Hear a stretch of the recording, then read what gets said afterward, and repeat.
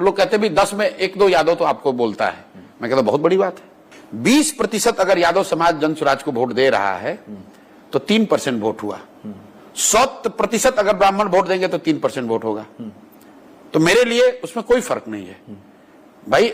Election is also a lot of arithmetic, क्योंकि 10 में 2-3 यादव का वोट देना 100% फॉरवर्डों के बराबर हो गया, क्योंकि उनकी बहुत बड़ी संख्या है। तो जन स्वराज को कोई एक जाति विशेष वोट नहीं दे रहा है, सारे वर्गों में दे रहा है। अब आपके सवाल पर आता हूं कि इंक्रीमेंटली किसका वोट पहले कटेगा। तो सबसे पहला नुकसान होगा छोटे दलों का, जो कि ऑलरेडी आपको दिख रहा है कि उन दलों की करीब करीब उनके कार्यकर्ता, उनके वर्कर सब जन स्वराज में आ गए।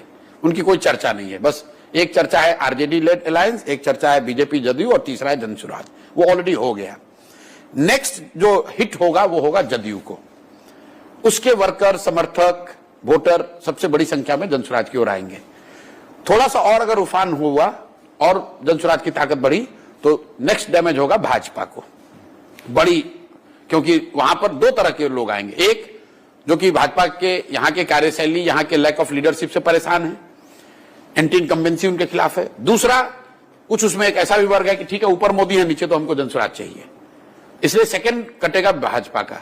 और जब ये दोनों कटेगा तो तीसरा जो मुसलमान जो यहाँ 30 वर्ष से लालू जी की बंधुआ मजदूरी कर रहा है, वो जब देखेगा कि इतनी बड़ी संख्या में एनडीए के लोग जा रहे हैं तो वोट टूटेगा। इसी ऑर्डर में नुकसान होना है, होगा दोनों को नुकसान।